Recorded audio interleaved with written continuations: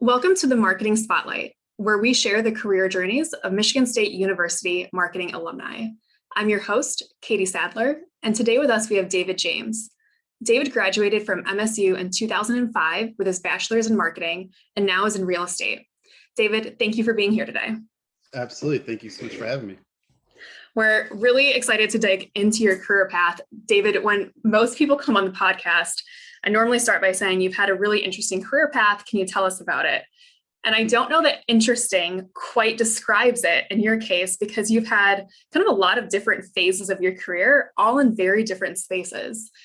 I'm sure you'll talk us through this, but you were the executive assistant for the former CMO of Polo Ralph Lauren. You also worked for Diddy at one point, and then you became a marketing director at an agency out in LA, and now you're in real estate. So lots of different phases. Can you jump right in and tell us about what that career path looked like and how you made all of those transitions? Yeah, absolutely. The way I look at my career path, I kind of put in different buckets, right? And so I consider myself having 4 different careers over 20 years in 3 different states. And that really started on my time at Michigan State being a student. I really thought that as my first career. When I was at Michigan State, obviously I had a lot of fun, went to almost every football game, basketball game, enjoyed all the extracurricular activities. But one thing that I did while I was there that I think really helped set me up for success was get involved with different student organizations. And so there were 2 student organizations that I got involved with. One was a business school called General Management Association. And the second was in the apparel design school called Multicultural Apparel Designers and Entrepreneurs. And, while I was a student at Michigan State, my biggest goal was to move to New York City, work in the fashion industry. And I really wanted to kind of pursue those dreams. I discussed it with myself and my family and said, well, what can we do here at Michigan State to help set you up for those type of goals, right?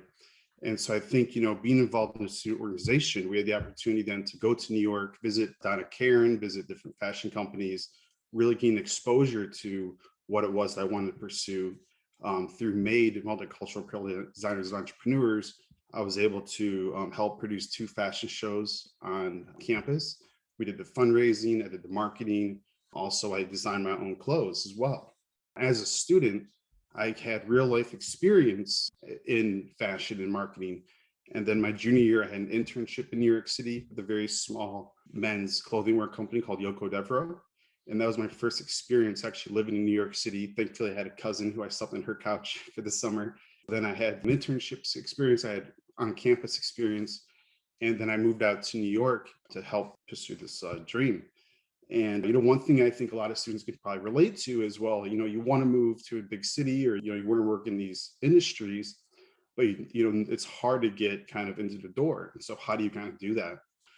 I'd say my second career was, kind of figuring out how do you open those doors in fashion when those doors aren't opening for you, and what are the opportunities that perhaps no one else is looking at. As I was trying to apply for marketing positions in these fashion companies, I was getting no feedback really. There's no interviews, there was just no real good feedback. And in perspective, looking back, it's just so much competition is going for those very few positions, and especially today's day and age, where fashion companies are even downsizing more in those entry-level positions. I took a different route and I went the administrative role. And there was a magazine called Women's Wear Daily, which is a publication for fashion. And there was the owner of a PR firm was looking for an executive assistant.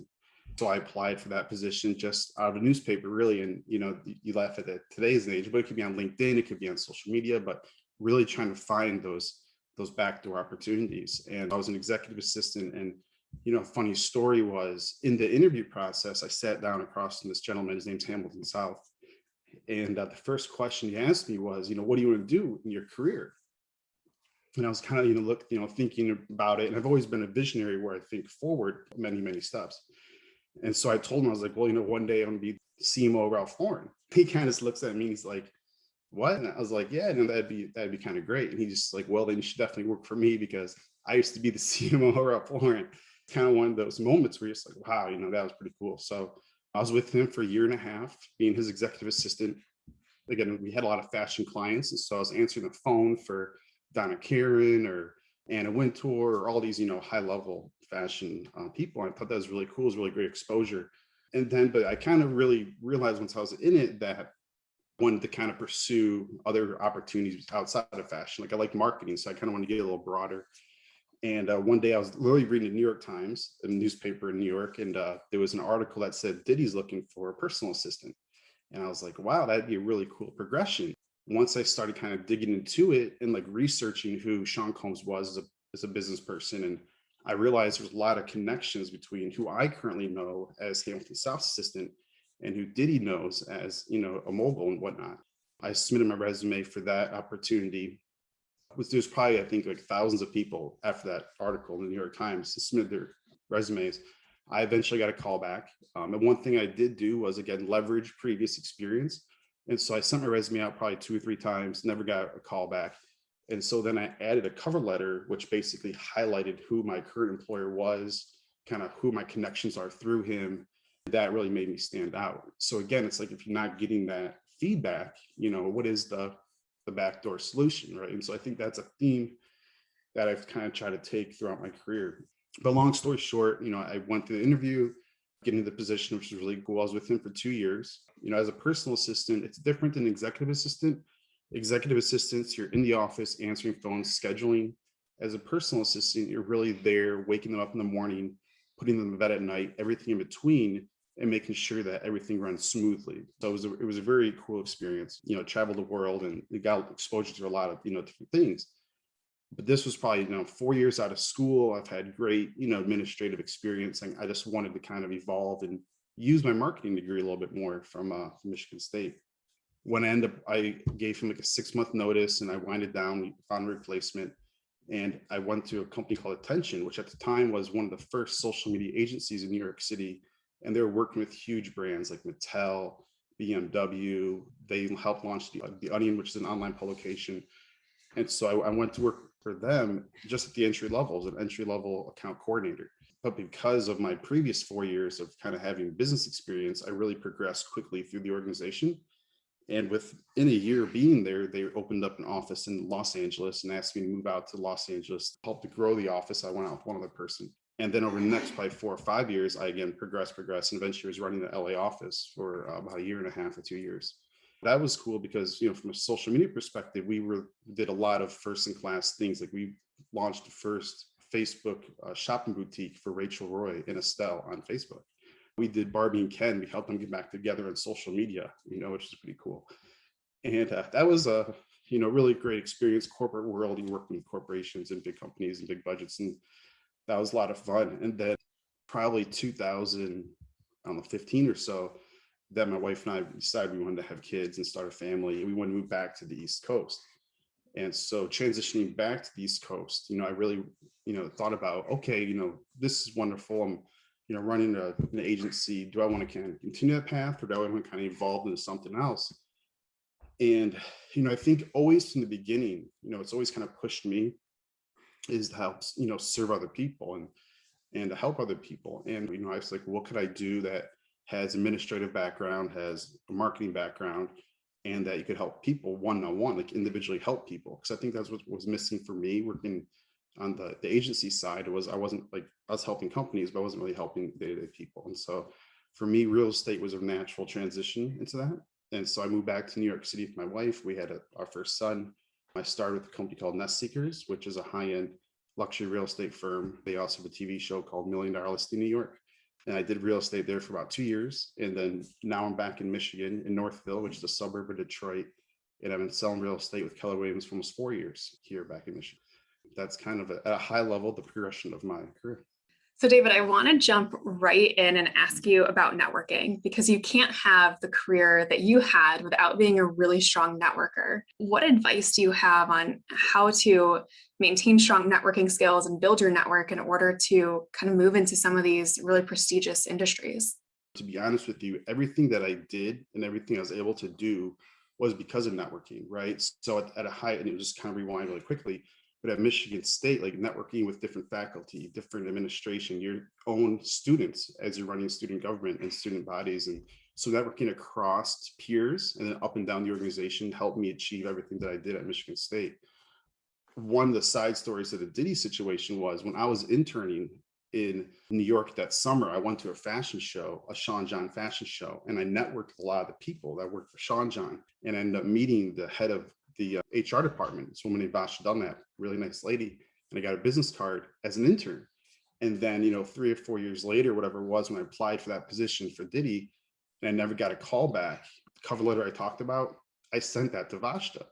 That was the reason why I got the call back. And so again, networking, it's so powerful. And I think the interesting about networking is you have no idea the connections you make, especially in college, right? Over these next 3, 4, 5 years, how they evolve over the course of your career, and you really build that network. I guess my advice would be, take advantage of as many opportunities you can to network. Definitely stay in touch with people, reach out to them. It's everything. I mean, it's such a big part of your career for sure. And what would you say your time in New York and LA taught you about marketing? Because with both of those cities, you're in very fast-paced environments, a lot happening at any given time. So what did those experiences teach you about marketing that maybe you didn't learn in the classroom at Michigan State? The biggest thing is there's so many different levels to marketing, right? And I think, in the classroom, you learn at a very high level, almost like a CEO or CMO, of how to run a marketing department or what's the strategy behind the marketing department. First thing you learn is when you start out in the real world, you are the person that's at the very bottom putting those outputs out, right? So you're not even really developing the strategy, you're just doing an output. I think learning all the different layers to that, and like there's inputs, there's optimization, there's strategy, there's just so many different layers to a marketing mix, and seeing big companies and the teams they have and the strategy they do, it's fascinating. I'd say you're living in New York, but you're still doing marketing plans for companies in Detroit. It is that mentality. I would say living in those big cities, you also realize just how competitive it is. And you really got to push yourself to stay competitive and to stay relevant. Realize that living in big cities. And I know a lot of students want to move out to New York when they graduate, or they want to move out to LA. Would you say that living in those cities was everything that you expected it to be? And maybe what was unexpected about that experience? Absolutely. I really say this to this day, when you're coming out of school, it is the opportunity to take the biggest risk, right? To go pursue those dreams, pursue those goals, because you have so much less to lose than you do when you're older, or you have kids or your family or other obligations. So I think looking back, I wouldn't do it any other way. It's interesting. I settled back in Michigan, the Midwest, and now it's great. I have 2 kids. I have a beautiful wife. It's like a great place to grow a family. But the one thing that I learned in both those cities, but really everything, it takes time. Everything takes a lot longer than you think it's going to take. It's not easy. You have a goal and you have a dream of going and then you end up, in a big city, and you might end up being a waiter for 6 months or a bartender or something to get that going. And I think a lot of people don't plan for that, or they don't kind of learn to survive, I guess, if you will, in those cities. Yeah, that makes a lot of sense. A need for persistence, especially when you move out to a city like that, of just knowing what you want, being relentless about going after it. And to your point, just being patient and making sure that you're giving it the chance that it needs in order to really happen. So I think that makes a lot of sense. And David, as you transitioned into real estate, I'm sure that you have to use your marketing skills in real estate every day. So how did your marketing career translate into your success in real estate? Yeah, that's a great question. And I mean, that's really how I define my business in real estate, is a marketing approach. And I think that is one thing I talk to my customers about, my clients about a lot of times, is I'm not a professional salesman. There's realtors out there who've been selling real estate for 20 years, and that's all they know is how to sell real estate and the things to say and, the tricks to use. And my approach is very different, where I meet with the owner, I learn about the unique features of a home. I highlight them through photography and video, and really sell those points and market the property and try to bring in customers.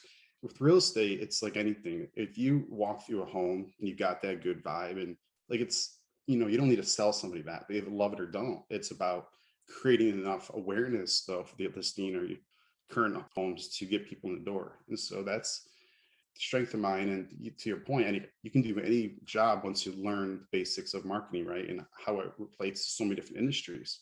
It's all, same principles, if you will. Yeah, I completely agree with that assessment. I think marketing is foundational to really any job in business, because even if you're not in a marketing function, you're marketing yourself every day and how you're networking and working with other people.